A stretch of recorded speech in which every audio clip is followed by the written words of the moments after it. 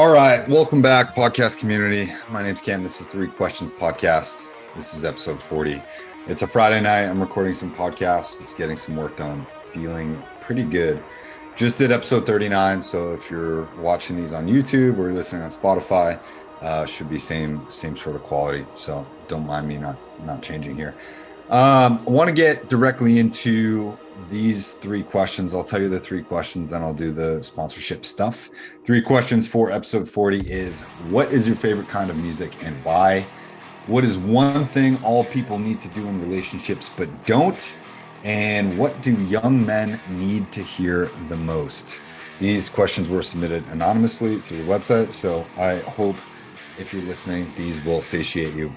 Want to give a quick shout out to Howie at Ad Sciences for sponsoring all of these episodes up to episode 50. Howie runs a program. He's a principal at Ads Sciences. That is adssciences.com. He has a whole program to help products or services and small businesses of all types get the word out on social media. I've never seen someone target micro audiences the way he does. His company is based out of Boston. He's also an angel investor, amazing person to meet and interact with. I've known him for years. So that is who's sponsoring these episodes for now. I really appreciate it, Howie. Big shout out to you and your team. And if you have a small product or a business or a service somewhere in the US or Canada, I highly recommend that you reach out to Howie. If you need his contact info, it should be Howie, Howie, at Appanite, APPANITE.com. And again, if you need anything, just reach out to me and I'll put you in touch. Anyways, question number one, Three Questions Podcast. You guys know the format here. I give myself 5 minutes or the guests 5 minutes to answer a question. I am looking for guests. So if you want to hop on, if you want to talk about your business, your brand challenges, what's going on in the world globally, it doesn't matter. We can get you on. We'll give you the platform for 3 questions in 15 minutes. And of course, we can promote whatever it is that you would like to before and after. So please reach out to me. You can go to ckcollective.co to sign up to be a guest. Right now, I have really good availability up through October. So we'll leave it at that. Hopping into question number one here. I'm going to set my watch. What is my favorite kind of music and why? Okay. If you're watching on YouTube at all, you can see that I have a bunch of tattoos and I am certainly going to get a lot more. I enjoy it. And it goes right along with the kind of music that I have grown up on. So I think everyone has guilty pleasures, we'll say, certain pop songs or famous hits that we'll always like and can always jam out to, but we'll never tell our friends that we actually have those on our Spotify playlist. But my primary genre, if you need to know, is metal. Okay, I know a few of my clients know that. And for some reason, I love death metal. I love black metal. I love grindcore. I love deathcore. I love hardcore. I grew up on hardcore music. And then I sort of got into all of these intense type of metals. I love some power metal too.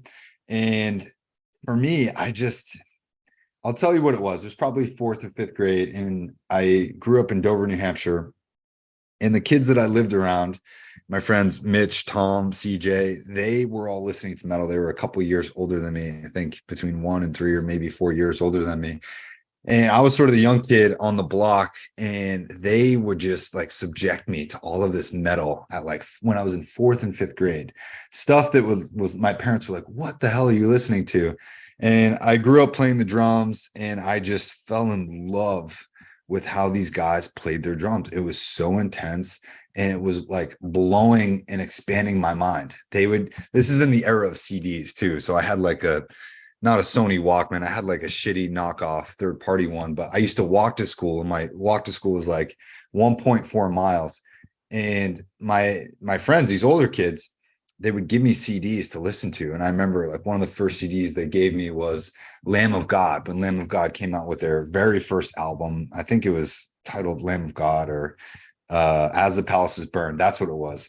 And it was like the loudest music I had ever heard in my life. And of course, I'm in middle school, 5th, 6th, 7th, 8th grade, all these years, even into high school. And I was just this angsty, irritated kid from New Hampshire, and it's snowy out and it's cold.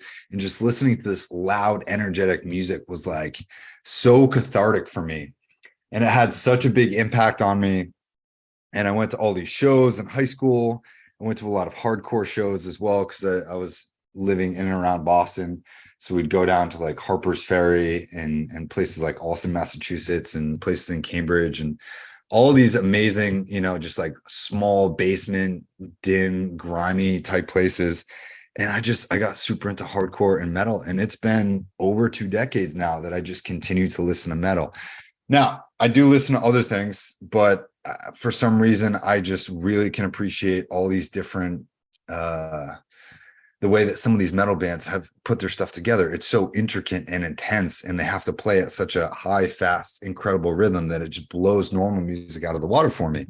And it gives me these feelings of euphoria and intensity that I love. I love when I'm going to the gym. I like when I'm driving. And I find a lot of it to be very melodic as well. You get used to the screaming, you get used to the shredding guitar. But of course, there are times where I can't listen to metal, right? And I also have to balance it out. For as much metal as I listen to, I have to balance it out, ironically, with like Latin jazz or classical piano music, or I can't stand country. Country music is the only thing that has never given me a feeling. I have no emotions when I listen to country music. I don't know. And that's very odd for me, but never been able to get into country music. I love classic rock. And yeah, of course, some guilty pleasures and pop stuff and some punk stuff too. Like I love the Misfits. Love the Misfits. But for me, mostly for one primary genre, yeah, it's metal, and it will always be that way. I will always be a metalhead. I love going to metal shows, and I don't think that there's a better genre of music, and I could care less what people think. I still have all my band t-shirts, and I am generally, I would say 80% of the time listening to metal, 20% all the other stuff. But yeah, man, that's it. That's what I got for you. So I hope you listen to metal too. I know a couple of my clients do, but I find it to not make me more irritable, but it actually eases me. It takes away the tension that I may have, or the anxiety or the stress. Listening to metal takes that away from me. So very odd. I don't know if it's the same for you or if it's anxiety producing for you, but yeah, it just makes me feel better. That's all I got for question number 1. We're on to question number 2. What is one thing all people need to do in relationships, but don't? I'll tell you what it is right now. People don't communicate their intimacy needs.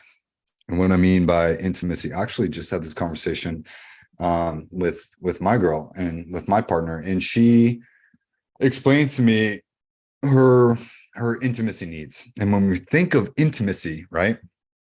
We think of intimacy as just being sex, and it's so much more than that. Okay. Intimacy for her, one of her big things is presence. Okay. One of her big things is, sometimes when we're eating or when we're at the gym, I will just get up and be like, all right, you good to go? You ready? You ready to get going? And she's not. And she says her being rushed all the time is something that she needs to not have in our relationship. She brought that up, and we had a long conversation just about our needs, and I brought up some things. But in all of my previous relationships, I've never, especially my last one, my longer one, I had a hard time hearing and explaining my needs. I didn't know what my needs were. I didn't know what her needs were, and that relationship faltered because people generally don't talk about these things. It's a tough conversation to have. And if you have a partner where you can sit them down and just say, hey, I feel like some of my needs aren't being met, and I'd like to talk to you about that. That can appear like a very, very tough conversation that can be very conflicting. And I do think the younger generation is getting better at this, but I think people in their 20s and 30s, and if you can do this as a teenager or your early 20s, good on you, keep this up. But I've seen even people in their 40s and 50s and 60s. I think this is a hallmark of a great relationship, is when you can sit down and say, hey, here are my emotional needs. Here are my intimacy needs, right? It's not just physical, but it can be mental, it can be emotional, it can be academic, it can be financial. If you feel like you guys are on different wavelengths, you need to sit down and take the time to talk about these things. And if you don't have that partner that you can sort of talk about these things, you don't necessarily need to try and change them, but maybe you should evaluate your status in that relationship. Okay. If you're married to this person, you should be able to have this conversation. You should be having these conversations, and you should have already had them. But I don't think that people tend to have them consistently, because your needs should be directly to say, hey, here's what's going on with me. I feel like I need to be respected or heard in this direction. Sometimes when I bring stuff up, it's just me bringing it up. I don't need my partner to necessarily do anything about it. I just need them to hear me say those things. That is one of my biggest needs is, hey, this is going on and I just need you to hear my side of it. I just want you to listen. Excuse me. I would say the one thing for a toxic trait that I see and hear, there's a great psychologist on Instagram called Sadia Khan, and she lives in London. She's Pakistani. I think she was like a part of the Miss Universe thing, but she's great. She talks about relationships, and she said the number one hallmark of toxic relationships is somebody who is hearing their partner talk about their needs from an intimate level, okay, physical, emotional, mental, academic, spiritual, financial, all those things. When somebody explains that, says, hey, here are my needs, and somebody goes, okay, but then they purposely do not give those needs or they purposely withhold those things from their partner, that is the first and best hallmark sign for a toxic relationship or a toxic partner. Me, I hate that word toxic, but I had to really agree with that because I think it was fascinating. I think it was spot on. And in the past, I have been that guy. I have been that toxic partner. I'll admit it. I have been that toxic partner that knew somebody wanted me to do something, right? This is a previous girlfriend of mine, but I knew that she wanted me to spend more time with her family. I knew that she wanted me to spend more time with her friends and with her, right? And to not work so hard on my businesses or my hobbies. And I was skydiving, doing CrossFit, doing jujitsu, running marathons, and doing a bunch of other stuff. And I made those things a priority, and I purposely wasn't fulfilling those intimacy needs for her, and that became a problem, and that became part of the reasons why we eventually split. And that's totally fine, right? I've learned those lessons. I will never do that again, but I've learned those lessons, and that's part of being an adult. So what is one thing all people need to do in relationships? But it's talk about your intimacy needs, all 6 to 10 of them, whatever they are. I just listed them all out, but I'm sure there's a lot more. So not just physical needs, but talk about all of your needs on a consistent basis, whether it's once a week, twice a week, once a month. Figure out the cadence for you and your relationship. I think everyone would be better off if they did that. Perfect. On 10 minutes, I'm going to hop into question number 3. Question number 3, episode 40. What do young men need to hear the most? Couple things, guys. Okay. If you're a teenager, early 20s, number one, take everything with a grain of salt. Okay. You're the captain of your own ship. You're the master of your fate. You decide what's best for you. But I'm gonna give it to you straight. Number one is that no one's coming to save you.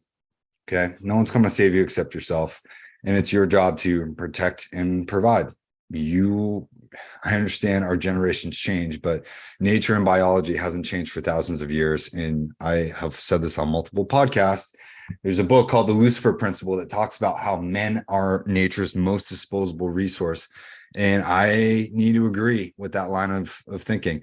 You as a man, it's your job to protect and provide. And even though women also can protect and provide and certainly do so for children better than men do, your job is to protect and provide for the tribe, for your family.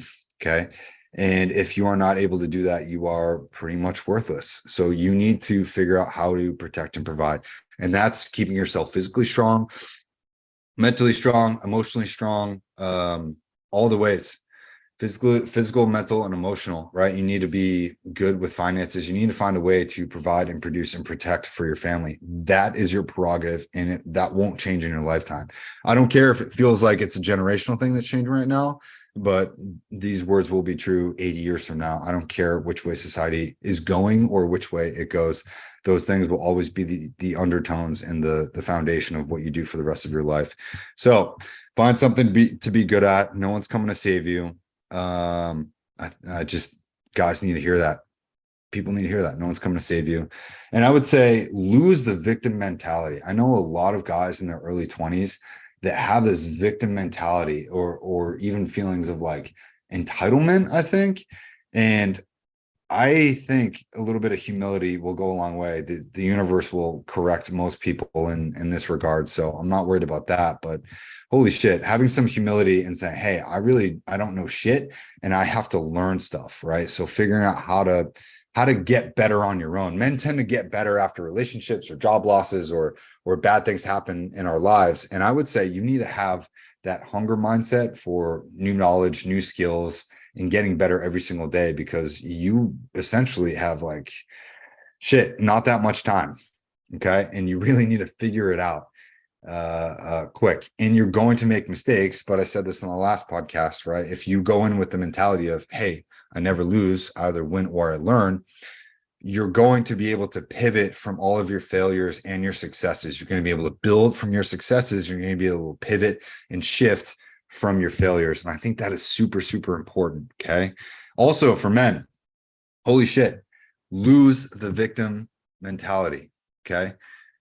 I see this a lot in the younger generation, right? Oh, woe is me. Oh, I'm lonely. But holy shit, guys, men, you have got to figure out that you are never a victim. You are always the main character in your story. And that means that you get to decide what it is that you do next. Okay.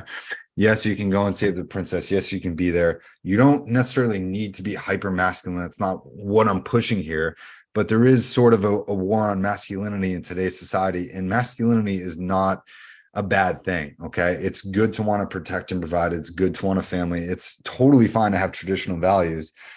But whatever way you choose to live your life, please do not be a victim, and please try to leave people better off than when you first interact with them. Okay. Whether that's a job, whether that's a relationship, family, friends, whoever, right? You never want to burn bridges. You may have to burn some, and you want to have that capacity, right? Jordan B. Peterson says you should learn how to be an absolute monster, and then you should learn to control it. And I agree with that, but there are caveats. Okay. So you don't need to go beating all the doors down in life, but you shouldn't be a victim either. Okay. So you need to figure out where the middle ground is for you. And I want you to just get better as a human, as an individual. And I want you to be a radiator, not a drain. If you don't know what that means, you can reach out to me and we can have a separate conversation. But there's a lot that young men in today's world need to hear. And when I say these things, I'm primarily thinking about my brother who's 10 years younger than I am. But, you know, the sky's the limit. Don't be a victim, and you never lose. You either win or you learn. So that's all I got for you on episode 40. I really appreciate you guys listening. As I mentioned before, I am looking for more guests. So if you want to hop on, you can go to ckcollective.co, schedule some time for me and you to chat under the podcast tab. And if you have a product or a service, reach out to our sponsor, Howie at adsciences.com. Howie's the best in the business at what he does. And also, I just launched an e-commerce brand called Artemaya, and you can find, you can go to artimai.com. That's artemaya.com if you want to check out some of the stuff there. All the links are on ckcollective.co, but reach out to me. Let me know if you guys have anything. If you want to submit questions to 3questionspodcast@gmail.com, you can submit them over Instagram DM, doesn't matter. I am here for you. So that's all I got for this episode, episode 40, and I'll talk with you guys soon. Thanks.